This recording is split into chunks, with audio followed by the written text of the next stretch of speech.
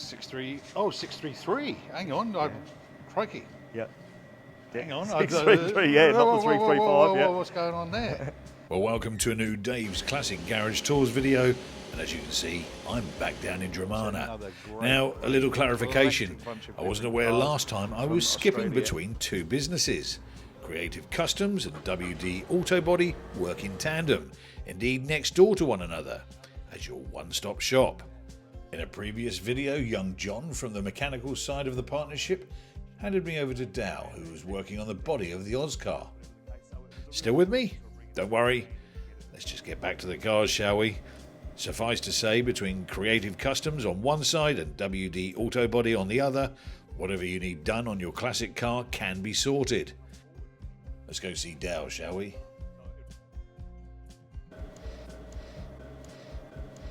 Okay, so we're in the other side now with Dow, who looks after this side of the shop, I believe. G'day Dave, how you Hello, going? Mate. Good, mate. So this is a pretty special one, It is. This is 150. XK150. Yeah, this one's part of a collection. The owner of this car has a large collection of Jags. Right. He already has a 150, but he wanted an S. So we searched high and low and came up with an S because this is the triple carb manifold I've never variety. seen that badge before in my life. These ones were rated at 150 mile an hour. So in Right, 1959, a pretty quick car. Yeah. And this one's had a full nut and bolt restoration to the point where from the firewall forward was gone and from behind the rear window was gone. And we had to source what we could. If we couldn't find original, new, old stock parts and pieces, we had to find them from different avenues, to the point where even the rear guards couldn't find them at all for love nor money, so we actually made the rear guards in-house. Really? Wow. Yeah, so we made them in-house because we just couldn't find them. And the car was in pretty poor condition because of the age and its heritage. But Was yeah, it an as Australian delivered car? Or? it was, yeah. Yeah? And so the owner wanted this. He wanted it in black. This is his dream car. And as I said, he's got probably 10 or 12 in his collection. So it was really, really good 10 to or be able 12? to Jags in his collection, from supercars to E-types to another 150 to. He's had them all over the journey. XK SS? Yeah, he had them all. Yeah, he loves them. And so this one here, we normally wouldn't do this stage now. We're doing the final polish. Normally we would do all the paint work, do all the polishing, send it off. But because it's a resto, we've got to fit in with trimmers or mechanics or whatever the case may be. So we had to sort of pull up stumps once it was painted, then it was put together, and now we're doing the final polish. And then once we've done this, it'll have a detail. The few little bits of trim pieces will be finished off and then the car's done. We sort of juggled, depending on the customer's needs as to what stage they need it at and want it at. If there's a window for a trimmer to do their work, then we're happy to work with them and we pass it off. And paint, is this, when it comes to like a black, or is that, are you pulling it just a black, or is this a Jaguar? No. This is the blackest of blacks that you can get in any tinting range. This one's actually Glazerite. We did a clear over base. It's a 1250 tinter, and it's the blackest that we could find. Wow. So it's not true to. I think the car was originally a different car. I don't know exactly what, but he wanted a black one. That was the stipulation. I got you. So we got it as black as we possibly could. And took a long while. We've got heaps and heaps of images along the way of what we actually had to do, but there's so many pieces we had to make because you just can't get them anymore. And put it all together, but really, really pleased with. So sort of how it's nobody's come up. making panels and what You can get some. You can get some, but they're all international. You've got to import them. And what you can't get or what you can't find or what's not available, depending on, I suppose, the volume that they make at a certain time. Sometimes you've got to put in an order and just wait for your turn. So sometimes, like I said, with the rear guards, we had to make them because you just couldn't find them. So it's a matter of in-house. I presume coveted and exactly right. Exactly. The world was have sort of turned on its head. So but really, really pleased with how this one's come up. The trim's beautiful. It runs beautiful, and just the final stages now. I've never seen that. I just don't recall that badge on it. Do you know how many were made of the S? I'm not sure exactly. No, I don't know. They were a rarity. You had your 150s, but then, as I said, then you had your S with the triple carb manifold, and these were the ones to have. The XK150 was in fact offered with two engine choices. The launch 3.4 carried over from the 140 and the 3.8 launched in 1960, which took it through to the launch of the E-Type in 61. Of the S models in 3.4 guise, there were 888 Roadsters produced, 199 fixed-head coupes and 104 drop-head coupes. The split between XK150 S's with the 3.8 went as so: 36 Roadsters, 150 fixed-head coupes and 89 drop-head coupes. how this one's come up. Yeah, It's no, beautiful. Oh God, it looks spectacular. And it's great for Does the he use customer the to let car? us do what Does we he want use- to do. Does he use his cars? He does, absolutely he Oh, does. Yeah, good, he gets them good. out and about. Yeah, loves them. Loves them all. Good. Yeah, but this was the final piece. This is the one he was always chasing. Right. And yeah, finally got this one. Yeah. I don't think there'll be another one after this one. I think this is Right, it. This really. is the icing on the cake, and there you sit back and enjoy them all. Yeah.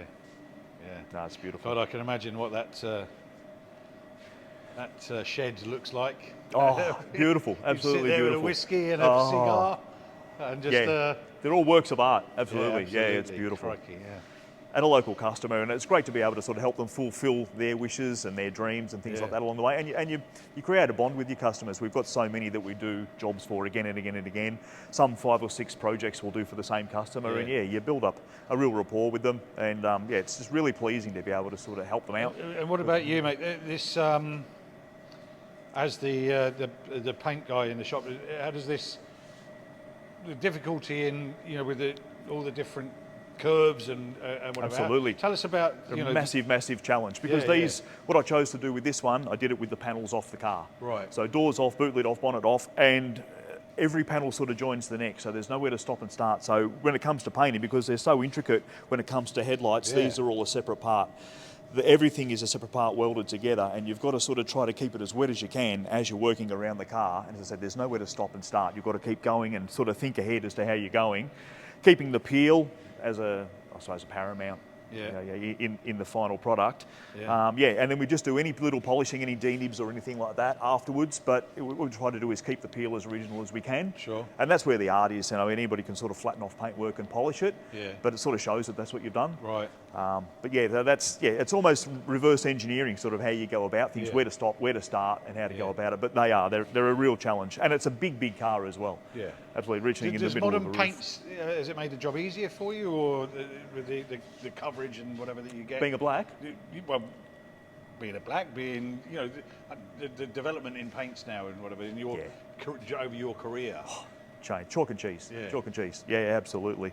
Yeah, from the days when I started, when we had acrylic lacquer and that was it, everything was rubbed and everything was buffed. And these days, because we have obviously 2-packs which have been around a long while, but completely different process.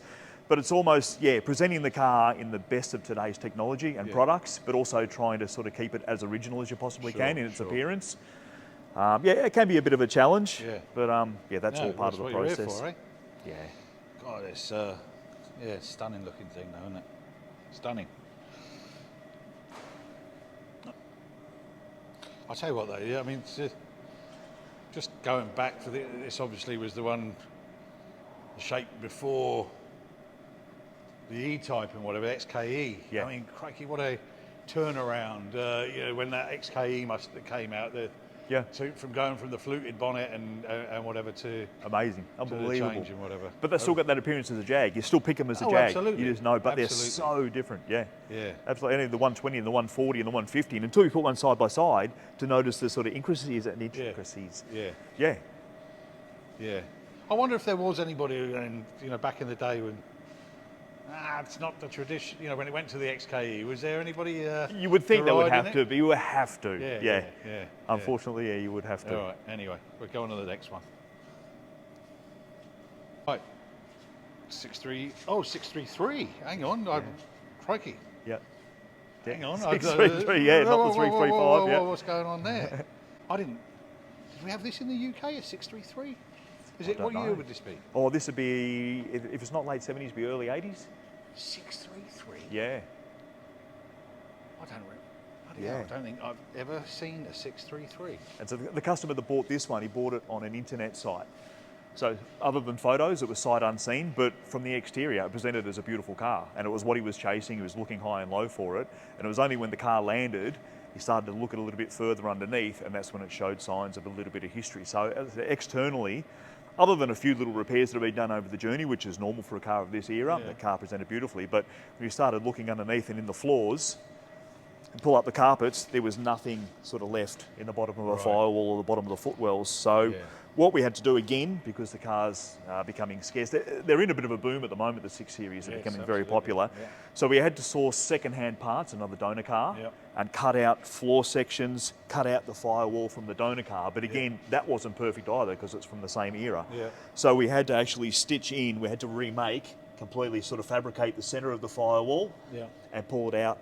That part of the firewall, the lower floor, we took the scuttle off the car, Yeah. repaired underneath it, and then replaced it again. We had to leave this part of the sort of bulkhead and the firewall in place because it's got the body number on it.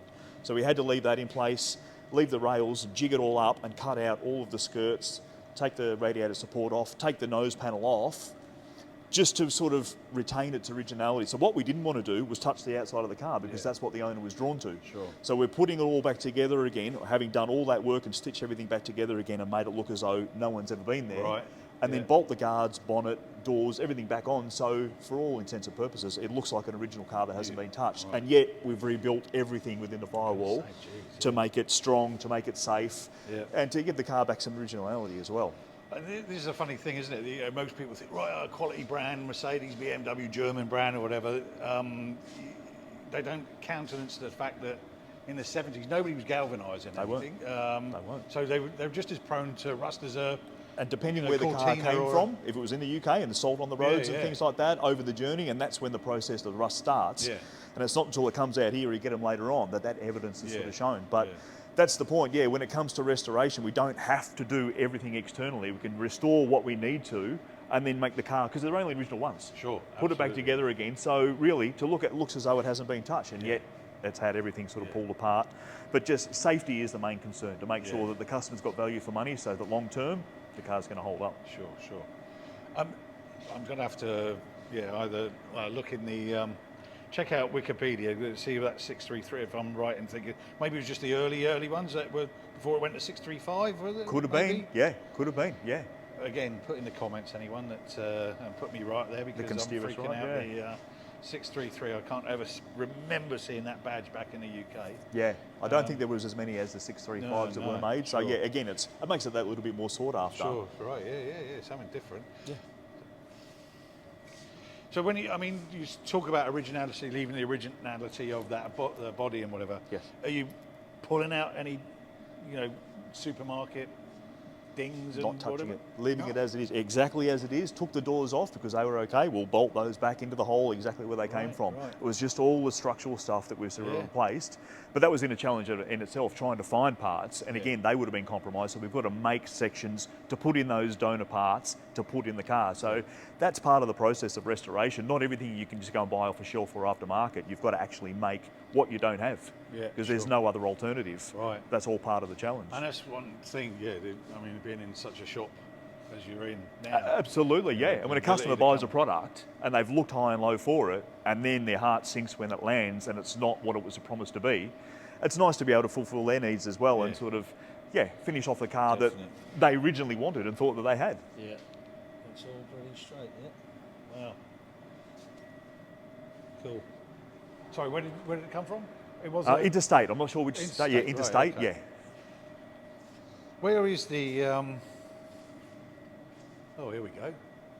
Crow's Nest. Okay, New there you South go. Wales. There you go. Peter Maybe Car Centre, BMW specialist. Maybe that was second hand, but of all the states, which is the best preserved cars? If you're going to get cars coming in, I suppose a drier climate, I suppose up north probably the best. Where like humidity going to affect it? Could up there? potentially, probably inland might be a little bit better. That's where they sort of, you see a lot of people pull them out of paddocks and whatever. What do they call the turbine wheels, aren't they? Turbines. Yep. Part of the originality, Cool. All right. Okay. Arguably the most beautiful sports sedan of all time. The Series 3 Sovereign. So it's, this is the V12, the pretty sought after car, And it was a really good, clean car. Really well preserved car. It's just that it started to show signs of paintwork sort of fading and breaking down, as it does just because of the era of the car. So it really doesn't need a lot of bodywork, so to speak. It's more or less just clean off the paint, get back to the steel, treat that steel, preserve that steel, and then carry on from there and do whatever little repairs and put a coat of paint. So again, when it comes to restoration, it doesn't have to be replacing everything on the car. Find a really good example, but just preserve what's there and bring it up to today's standards. So this will be a really, really smart car when it's done. Great example to start with. I mean, it's funny, isn't it, with Jags? And obviously the XKs and what have you, they've got their value in that, but they just, you know, they're throwaway money. These kind of cars. Yeah. Well, I mean, certainly there are a lot more here than they are back in the UK or what happened in the past or whatever. Yeah. But surely, I mean, this is such a, God, it's such a bloody great design and beautiful design. Or whatever. You just don't quite understand how a Jaguar doesn't have that sort of same value in it that which it I should don't be know, the other marks in engineering. it or whatever, but you know, people are still prepared to. There's still going to be a fair old few dollars slammed into this. Absolutely, isn't there? yeah, and that's sought after. But it is. It's an iconic car. It's a beautiful car. I mean, you couldn't want for a lot more as far as the ride in the car and the quality of the car. And as I said, it's a V12, so it's certainly not underpowered. But just the presence of the car as well, and a really, really good example. Yeah. Just take the old paint off, clean it up. As I said, treat the steel so that we want to preserve it. We want this thing to last and the steel to never see the light of day again. So do what we have to do and paint it up and pretty much just put the car back together again. Yeah. You know, a few accessories you can buy aftermarket or reconditioned bumper bars and things like that, all the bright work and the chrome work. But it really didn't need a whole heap. It was a really, really good example to start with. So yeah, we were lucky to find this one, and the owner recognised that, and that's why he wants to put the time and money into what it is, because it's worth doing. Really good example. Sure. And is it going into collection, or is he the Jaguar man? No, this is just going to be a family car, a driver. Right. Oh, cool. Yeah. Oh, nice. And what proportion of the cars that come by you do you reckon are, certainly not dailies, but you know, used or compared to put into a collection and a lot of them do go into collections. Yeah. A lot of them. Yeah, absolutely. I wouldn't say half and half. It'd be a little bit less. But they do get used. They do get out and about, and we're lucky enough that sometimes the clients will ask us to take them to shows on their behalf or whatever. So we get to revisit the cars again. Yeah. They're not lost forever, and and it's nice again to sort of to have that input. I'll tell you, there'll be people, restorers back in the UK. I can imagine looking at these areas here, going, geez, I've never seen something so bloody clean in my life. How many would have been replaced in the day? No, this is a really, really good example, this one. It's almost, probably one of the best that we've seen. Yeah. Big lazy V12, eh? Yeah. Right, okay. Okay, so you've got a bit inspiration on the wall not for this one. No, let's one down the corner. Go and have a look. No, so that one, JPS, there's sponsored a series. Well, they did the. We E30. restored that E24 we took it to Bathurst in 2022, the original E24, the JPS car. Right, okay. Yeah, we restored that one. It showed signs, obviously, being a race car because it was raced in Europe before it became the JPS car. Right, okay. So over the years, it showed signs of wear and tear as it does being a race car. Yeah. With the extra suspension and grip that today offers, the body sort of started to fatigue a little bit. Yeah. So the owner, Dean Howe, he asked us to restore that car, which was a challenge in itself, to restore a car but not remove the accident damage that it showed from over the journey. Right. So we had to square the car up and make it structurally sound again, but leave the damage because it was all documented and it proves that it's the original car. Sure. So that was a restoration that we hadn't done before, leaving damage deliberately, but also trying to make the car look and feel and be structurally sound again. So JPS, so there was the E21s, weren't they? They had a few. They did have a few. They had 3 series, they had 6 series. They had a few over the journey. That pop up here and there. But he's right on the back of Jim Richards now. So the two JPS cars only separated by a couple of metres. And look at Longhurst as he really pushes it all the way up to the reigning Australian touring car champion. And in reference to your previous comment, no doubt about the fact that John Bowe is going to be a real force in the closing stages of this year's Touring Car Championship with his fine performance today. And such an iconic, after the Lotus and whatever, that black absolutely. and gold. And absolutely. So this is going to be a tribute? This is a tribute to that car, once we finished that car and restored it and took it to Bathurst, and it was really, really well received, and it was a lot of fun to do that car. Yeah. We had a customer come forward and he wanted to build a tribute to that car. Yeah. So it'll be a road-going version, but same colour scheme with the flares and everything. Yeah. So this will be another challenge again to sort of pull this one out. But this one's a really good example. The floors are good. The original floors in there, right? Really good. So it was a rarity to find a car so good. It's a great starting point. Yeah. With the factory roof, which the JPS car actually had a factory roof in it obviously from factory. Right. But they welded it up because they weren't to have an open roof. Okay. Yeah. Okay. So But this will will leave a, still be able to use his. This one will, yeah. We'll leave this one, to be a road-going car, so we'll leave the sunroof in it. But again, the challenge is being that you can't buy sill panels. We've got to make lower sill panels and lower quarter panels, which we're in the process of doing now. But because they were rotted, or right. But normally we would send the cars away to be acid dipped so that it reveals everything you're working toward. But because this car was such a good example, we can see everything we need to do. Yeah. So we'll do all the metal work that we have to first, then we'll send it away to be dipped, and then we'll just carry on from there. So a little bit of a reverse way of doing it, but we can see on the quarter panel there's not much of it left. Oh, right. Ooh, yes. Wow. Yeah. Okay. But because we're going to put flares on it, we can buy aftermarket sections, as we've done here, wheel arches to replace that. But because this car is going in a different direction, we're not using this one. We've got to remake what we need to do because the wheel arches will come out here because we're going to put flares on it. So, just when it becomes a little bit simpler to do the resto, a bit of a curveball, you can't go down that avenue. Right, okay. And what engine's he got? This is a 3.5 litre. This is 635. Right, okay. So the 3.5 litre fuel injected. Yeah. So will you paint the gold on there, or you sticker? No, that's all stickers and stripes these days. Yeah.